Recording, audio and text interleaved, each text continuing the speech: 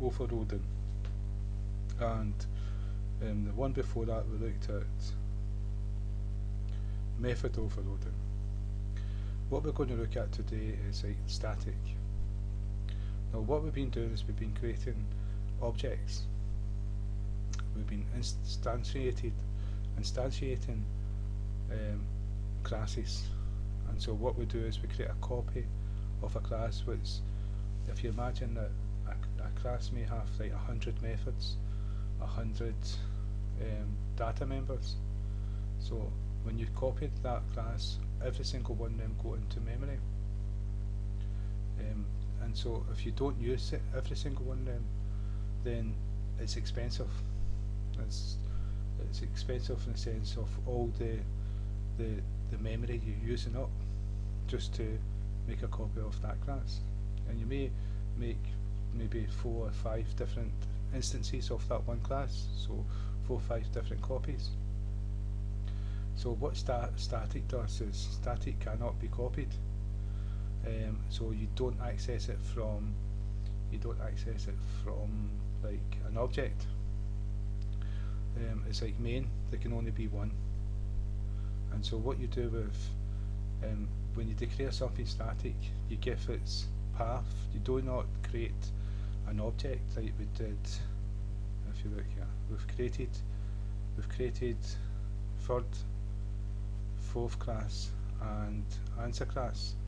We've created 3 different objects.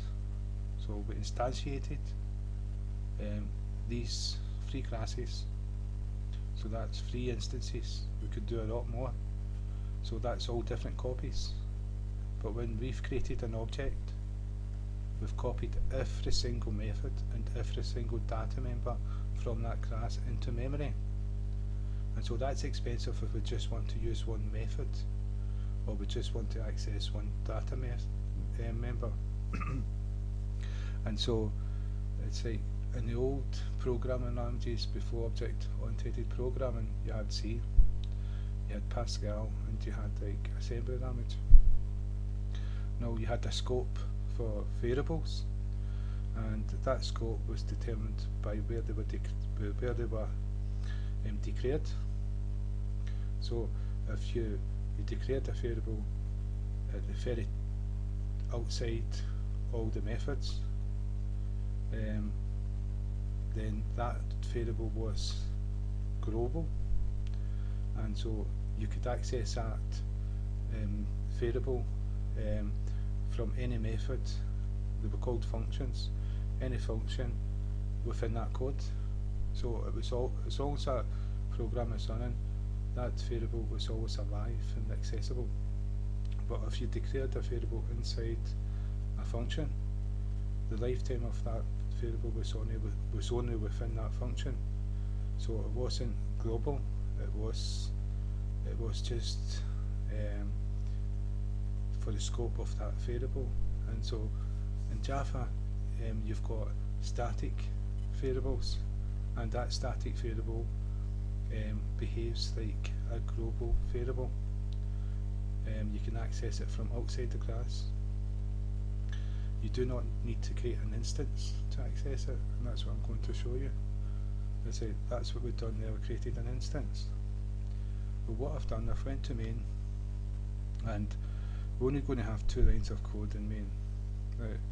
But what I've done is I've used this space because it's nice, neat and tidy, to demonstrate static method. So this is a method, and the difference here, there's an extra keyword. After public we put static, and if you notice, the main method is always static, and they're static in between the void and the public. So it's the same with this method. Now, to access this method, we do not have to create an object like we've done here. Right? This is an object. We create an object called the SE equals new, and then the constructor. And so what we've done is we copied every single data member and method from that class and created a copy into memory so we can use them. And we only want to run one method, so that's kind of, you could argue that's we're wasting memory space from the computer system, which will make the whole program run slower. And so, though to do with today's computers, they're so fast and so powerful and have so much memory and hard drive space and all the rest of it, the object-oriented program, you don't notice if the speed is, wouldn't notice if it was running slow or not, because they've advanced so much. And so object-oriented there's no problem with it. But SC dot run program is the object. It's from the object, and all the other members have been put into memory as well. So that's quite wasteful. With static, there can only be one, and because this class has declared static meth, we don't need to create an object. We just need to type its name and run the program, and it will run the program, and it will put this string of text onto the screen. And we've created another static method in the third class, this one here. So we can show you how we'd access a static method from another class. And so we go back to the main. What we've done is we typed the class name, and remember there's no object being created. That's the class name, dot, and then we typed in the method name, and that there will print out, where are we, it's the wrong one, it will print out from the third class, and right, so we're going to get this printed, then the other one printed, so excuse me. So that's from the static, from this file, the first class, and this here is from the third class, static method.